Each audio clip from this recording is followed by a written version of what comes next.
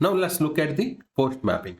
The post mapping will be used to create an object. The post mapping will be used for the resource creation or the data creation. Here we are fetching the records and we are showing it. Get is kind of read only. So where we are fetching the data and we are showing to the user. And if user needs to submit some data, so in this case, we are going to use post mapping. Public, I'm saying save user, and here I'm going to capture the username, string username, and whatever we captured, we are going to return the same. Ideally, we will be submitting the username or the data that we captured as part of the post mapping to service to create an object or to take respective action. In this case, I'm returning the same. I'm saying saved user and passing the username. So how are you going to do it? One, using the request parameters. If it is a single value or a set of values like this, we can use the same. And for example, I'm using the request param. So here I'm taking the username and the default value. I'm not setting any default value. Here I need it. So I'm defining its required true, even though its default value is true. That means request param is always expected unless user or the developer says that required false.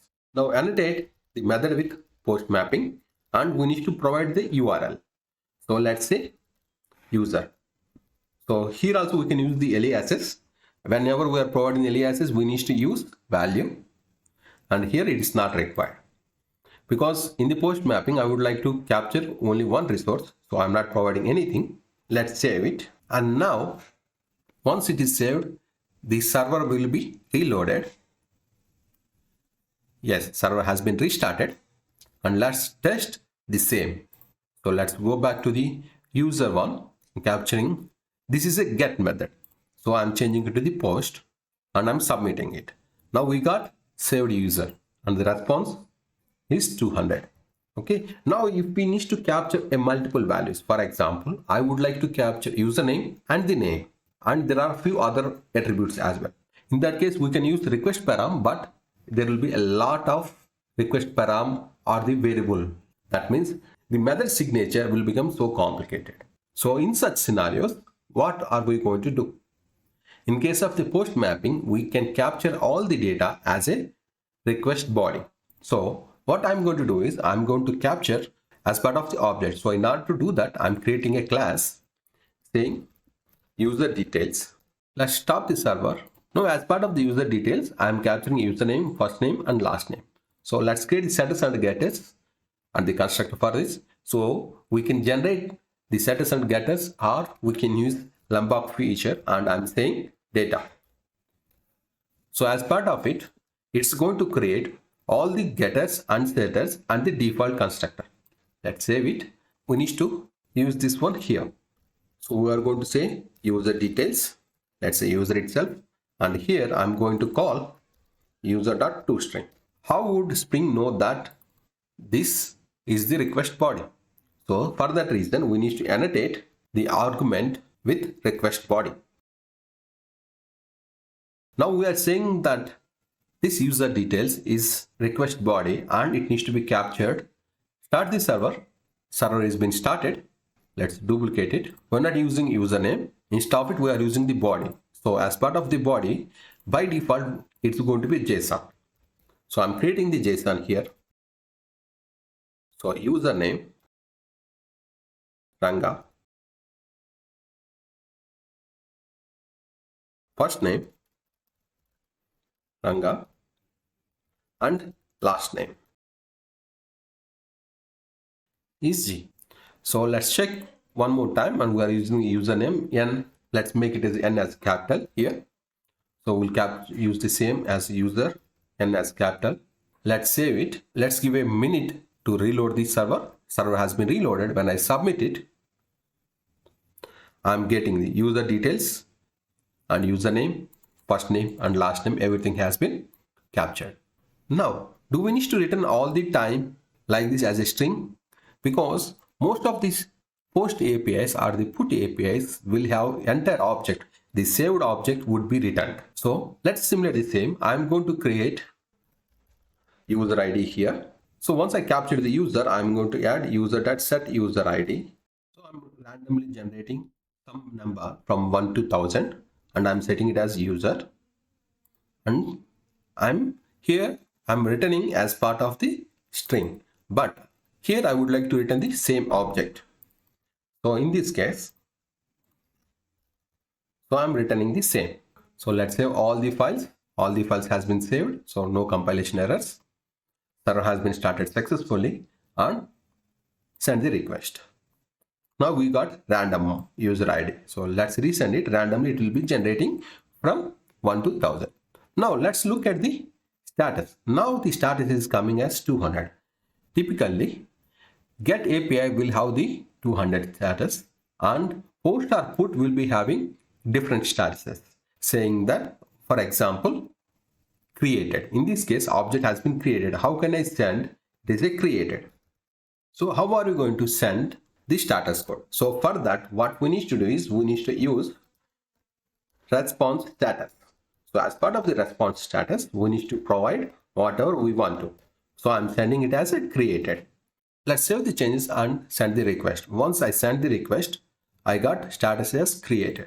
As we have mentioned response status at the API level, all the time the API would be returning created. For example, if I have an invalid data, what I mean is if username is missed, I would like to return as a bad data or the bad request. So how can I define it? We can't define unless we control the response status. So how are you going to do it? The way that we are getting it is a response body. So if we don't, even though we don't mention it here, it is a response body. So when I send it, we get the same value, because even though we don't mention it, that would be treated as a response body. So in order to send the response status along with the user data, and we need to use response entity. The response entity carries status and the body. So we can have the response entity with body, whatever we would like to send, and the status. We can, along with that, we can send a few more additional details such as headers, all other stuff. You can verify the documentation. So for now here, if username is missing, then I would like to send as a invalid data, or I would like to set the status as bad request. So first of all, we don't need the response status here, and we need to change this one as response entity, and here we are sending as a user details. In case of this success, now we are going to check if username is not null. Not null, then I would like to set the user ID and return. So as part of the return, so I'm saying return new response entity. So I am setting the data, which is the user, and the HTTP status as created. If not, I would like to return as bad request. Response status bad request. Let's reformat it, save the code, and start the server. Server has been started.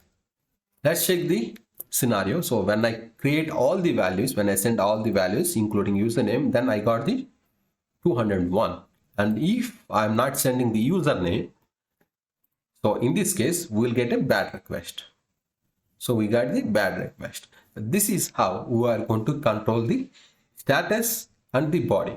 Now let's look at the refactoring the code for the response entity. Let's go to the response entity class. We have static builder methods. So the response entity itself following the builder pattern. So we don't need to create completely like this. So how are we going to refactor the code? So here I'm going to say response entity dot, I'm going to say status.